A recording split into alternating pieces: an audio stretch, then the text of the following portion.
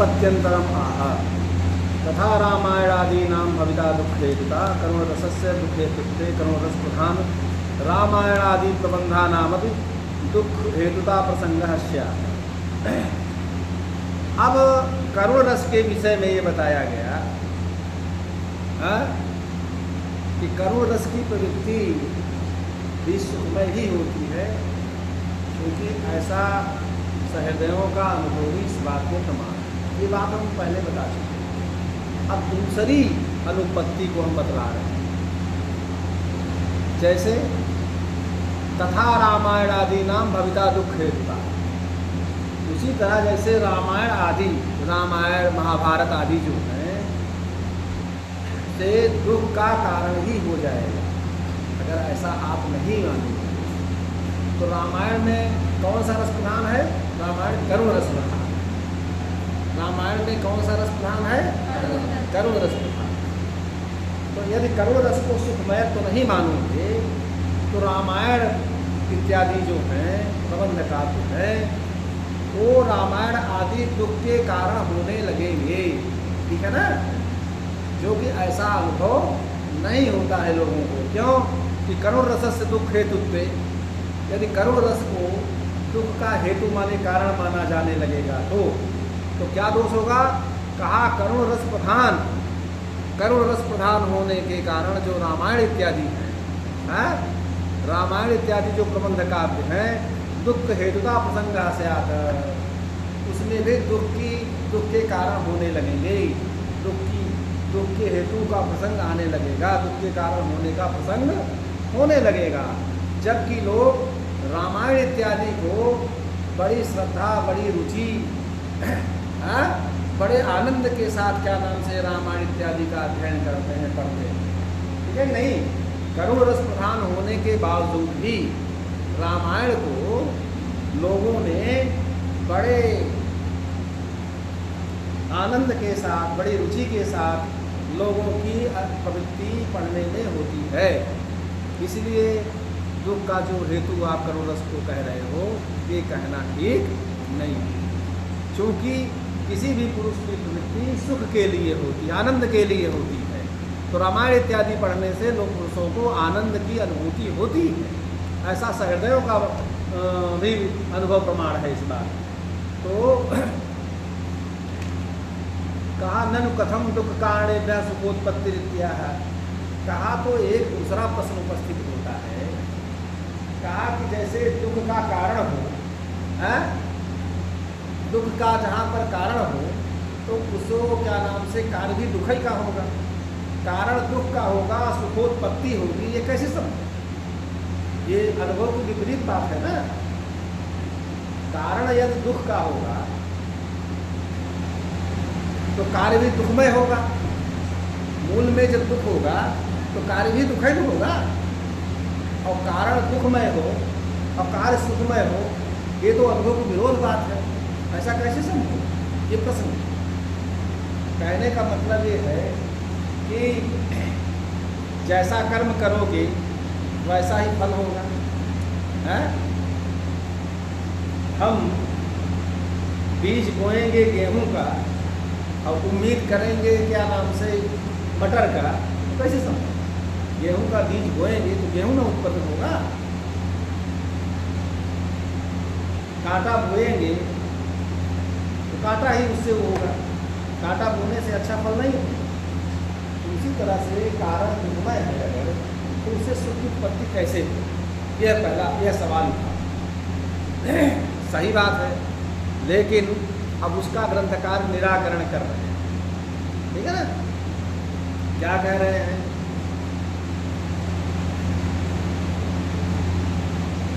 कहा कि हेतु तुम शोक हर्षादेर गतेभ्यो लोक संशयात्।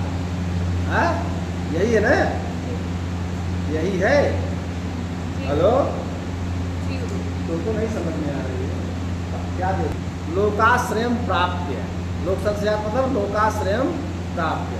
यहाँ लव लोपे पंचमी है। लव लोपे पंचमी है। लोकाश्रयम अर्थात लोकाश्रयात लोकाश्रय प्राप्य।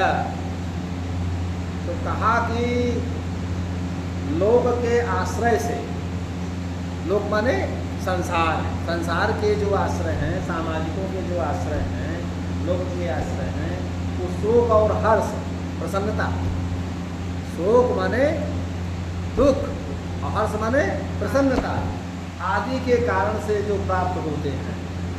हेतु तुम कारण, शोक हर्षादेव गतेभ्यो लोक संश्रयात, शोक हर्षादेव लोको जायन्ताम नाम लौकिका।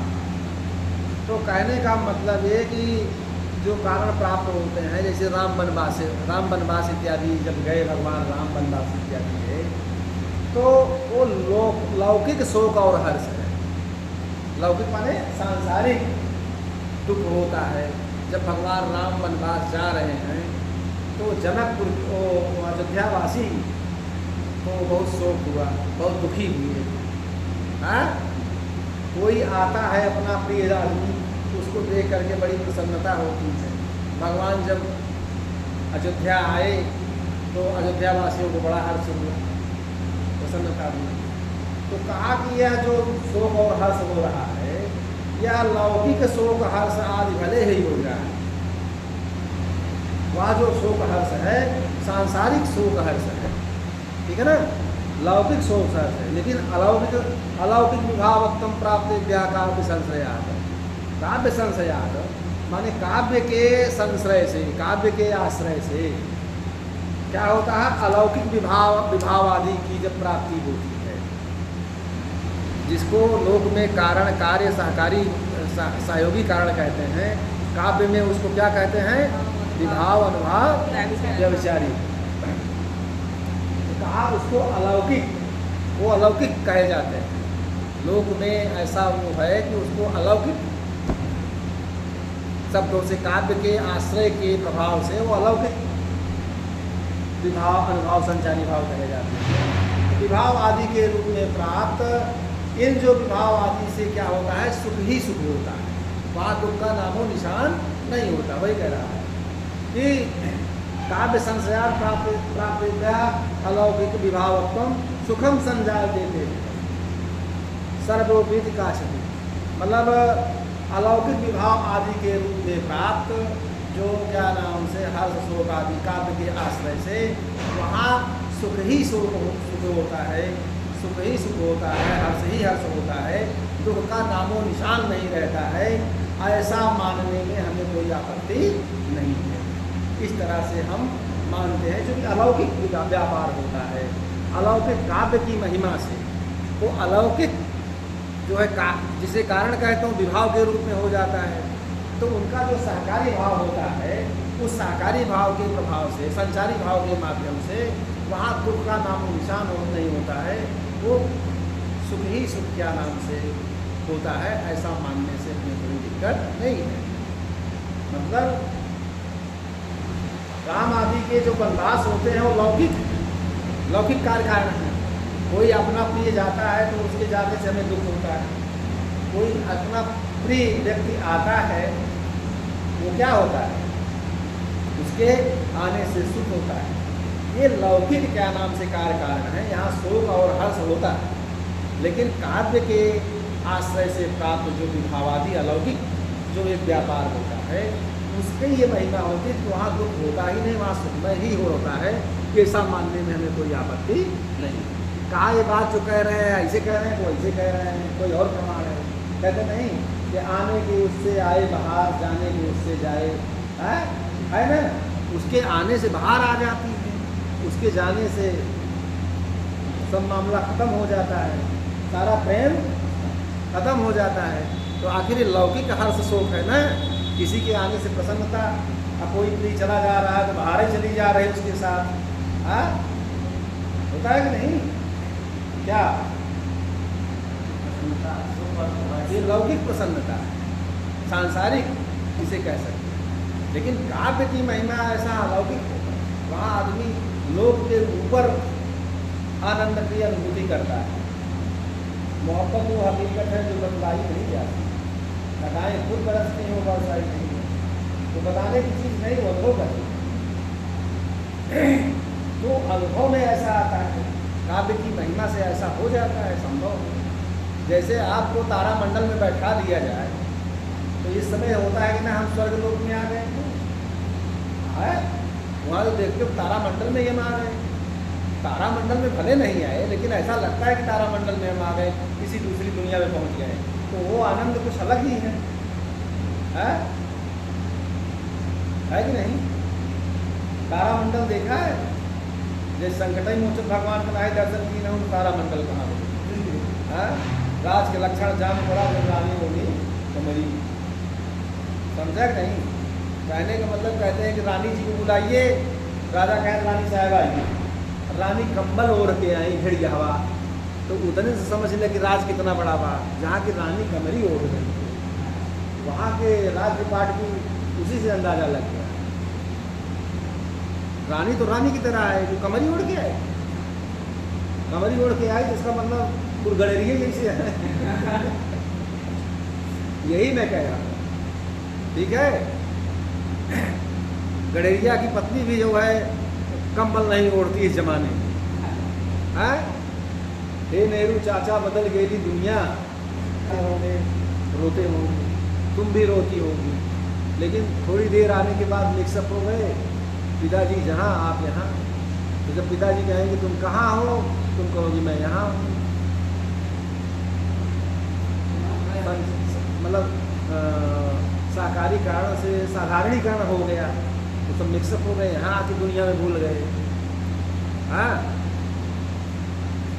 जिंदगी की राहों में रंजो गम के मेले हैं, भीड़ है कयामत की फिर भी हम अकेले, नाते रिश्ते झूठे हैं सब स्वार्थ का झमेला है, जाने मेरी किस्मत ने कैसा खेल खेला है। कैसा खेल खेला है बताओ, कैसा खेल खेला है? मम्मी के साथ पिक्चर देखा है, चोरी से देखा है कि पापा की, कह रहे पापा आते थे तो चोरी से हमको, इसको नहीं इसमें डालो, नहीं तो कोई अमृत फल आपको दे दिया जाए, उसका स्वाद खाइए तो उसका स्वाद विलक्षण होगा। बसंत बहार की लाख मिठाई खाइए, उसके सामने कुछ आएगा नहीं आएगा। जे खलु राम वनवास आदे लोके दुख कारणानि तुच्यन्ते, तय वही काव्य नाट्य समर्पिता अलौकिक विभावन व्यापारवत्तया कारण शब्दवाच्यताम विहाया विहाय अलौकिक विभाव शब्दवाच्यत्वम भजन्ते। हाँ देखिए, कहा कि कभी कभी कष्ट भी, कहीं कहीं कष्ट भी आनंदप्रद होता है। कहते नहीं कि सौ जूता खाप तमाशा घुस के देखा। कुछ लोग दिल्ली की बसों में जाते हैं जहाँ भीड़ होती है, तो वो ज़बरदस्ती भीड़ में घुसते हैं। भीड़ में घुसने में कष्ट है, बटन टूट जाएगी। बम्बई की लोकल में जाइए तो साला यहाँ से मारेंगे वहाँ चले जाओगे, शर्ट की बटन निकल जाता है। हाँ, लोकल में भी भीड़ होती है तो, लेकिन फिर भी लोग घुसते हैं, कहते हैं कि आनंद लेंगे भीड़ का। जानते हैं थर टूट जाए लेकिन वो जाएंगे जरूर। तो वह आनंद उनके, वह दुख उनके लिए सहकर है। दुख क्या है? सुख क्या है? अनुकूल वेद नियम सुखम। अपने अनुकूल, अपने को जो अच्छा लगे वो सुख, अप्रतिकूल वेद नियम दुखम। अपने विपरीत कोई काम हो तो वह दुख है। तुम चाहती हो कि क्या नाम से एप्पल का मोबाइल ले, एप्पल का मोबाइल मिल गया तो तुम खुश हो गई। अब पता लगा कि क्या नाम से, हाँ हमको मोबाइल ना मिले, हमको नहीं बात करना पड़ेगा, तो मोबाइल कोई ला करके दे देगा तब दुख में है। एक झंझट बढ़ी क्या? वनवासादयो लोके दुख कारणानि तुच्यन्ते। कहा राम का वनवास इत्यादि जब हो रहा था तो पूरी अयोध्या के वासी रो रहे थे, दुखी थे। हाँ? कहा कि यत् चिंतितम तदि दूरतरम प्रयातम यच्चेतसाप न कृतम तदिहा भूपैति प्रातर भवामि रघुनंदन चक्रवर्ती सोहम प्रजामि विपिने जटिल तपस्वी। कहा कि जो मैंने चित्त में कभी सोचा नहीं था, भगवान राम कह रहे हैं, हाँ वही विपत्ति आज, वही चीज़ आज आकर करके उपस्थित हो गई। कभी मैं सोचा था कि मुझे वनवास जाना है, यच्चेतसाप न कृतम तदिहा भूपैति। जो चित्त में कभी नहीं सोचा था वही आकर के यहाँ आज उपस्थित हो गया। प्रातः भवामि रघुनंदन चक्रवर्ती। हम सुबह सुबह सोचे थे कि प्रातः काल होते हुए है ये रघुनंदन जो राम है वो चक्रवर्ती नरेश हो जाएगा, लेकिन सोहम प्रजा में विपिन जटिल तपस्वी, वही हम क्या नाम से जटिल तपस्वी के रूप में आज हमें विपिन जंगल जाना पड़ रहा है। क्षण भी न जानाति विधाता किंकन से, एक क्षण भी कोई नहीं जानता है भगवान क्या करेगा। हाँ, तो कहा कि राम जो राम वनवास आदि लोक में दुख के कारण कहे जाते हैं, राम जी को जब वनवास हो रहा था तो वो पूरी अयोध्यावासी पूरे नगर को बड़ा दुख का कारण हो रहा था, तो वो कारण दुख का हुआ नहीं। तो कहा कि वह ही काव्य तथा नाटक में निरूपित ता ये वही काव्य नाट्य समर्पिता, वह ही जो है काव्य और नाटक में जब वही राम वनवास ये नाटक दिखाया जाता है तो राम क्या नाम से नाटक में निरूपित जो अलौकिक विभावन व्यापार से युक्त है, अलौकिक विभावन व्यापार वृत्तया, अलौकिक जो विभावादी व्यापारों से युक्त होने से कारण शब्दवाच्यताम विहाय, कारण शब्दवाच्यता को विहाय माने छोड़ करके। कौन कारण? कहने का मतलब यह है कि कारण कार्य सहकारी जो ये कारण कहे जाते हैं लोग के, ये शब्द अपने को छोड़ देते हैं। क्या कहते हैं? विभाव अनुभाव संचारी भाव के रूप में परिणित हो जाते हैं। वहाँ कहाँ? काव्य तथा नाटक में। काव्य तथा नाटक में वो विभाव अनुभाव संचारी भाव के रूप में परिणित होकर के साधारणीकरण उनका होता है। समझ रहे हो कि नहीं? कहा कि अलौकिक विभाव शब्द वाच्यत्व भजनते है, तो कहा कि छोड़ करके अलौकिक शब्द वाच्यता को प्राप्त होते हैं। अलौकिक शब्द वाच्यता क्या है? अलौकिक विभाव अनुभाव संचारी भाव शब्द के वाच्यता को भजनते माने सेवित करते हैं, उनका कथन करने लगते हैं, उस रूप में परिणत हो जाते हैं। समझ रहे हो नहीं? अर्थात जो लौकिक सुख दुख होता है वो सब छूट करके अलौकिक जब वो उनका साधारणीकरण होता है विभाव अनुभाव संचारी भाव के माध्यम से, तो अलौकिक सुख का अनुभव होता है।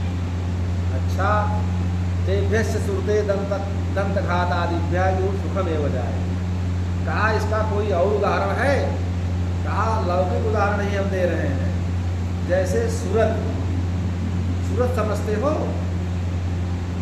जैसे प्रेम प्रसंग के समय में नायक और नायिका जब प्रेम प्रसंग में होते हैं सूरत के समय में, दंतक्षत नखक्षत दंतक्षत नखक्षत आदि से जैसे क्या नाम से होने पर भी उनको सुखद प्रतीति होती है। उस समय दंतक्षत से वैसे तो कष्ट होता है, लेकिन सूरत इत्यादि के समय दंतक्षत नखक्षत में भी उनको सुख की अनुभूति होती है। इस कारण से लौकिक शोक और हर्ष आदि के कारणों से लौकिक शोक हर्ष तो होते हैं। देव्यस्य दंतघात आदिभ्य सुखमेव जायते, अतश्च लौकिक शोक हर्षादि कारणे तो इस कारण से, अतश्च माने इस कारण से, लौकिक शोक माने दुख, हर्ष माने प्रसन्नता आदि के कारणों से लौकिक शोक और हर्ष तो होते हैं। जायन्ते इति लोके उपनियमः, ये संसार के लिए यह नियम है, ये सांसारिक नियम है कि जब प्रसन्नता का काम करेंगे तो प्रसन्नता होगी और दुख का कार्य करेंगे तो दुख होगा। तो ये सांसारिक नियम। लेकिन काव्य पुनः सर्वेभ्यो विभावादिभ्य सुखमेव जायते इतने मान में कश्चित। काव्य में फिर सभी विभावादिकों से, सभी विभावादिकों विभाव अनुभाव संचारी भाव के संयोग से जो रसादि की अनुभूति होती है वो सुखमयत्वमेव, सुखमय ही होती है, ऐसा सुखमय ही होता है। ऐसा नियम मानने में कोई दोष नहीं है, ऐसा नियम होने में कोई दोष नहीं है। इसलिए काव्य में, इसीलिए आचार्य मंपट ने लिखा, क्या लिखा?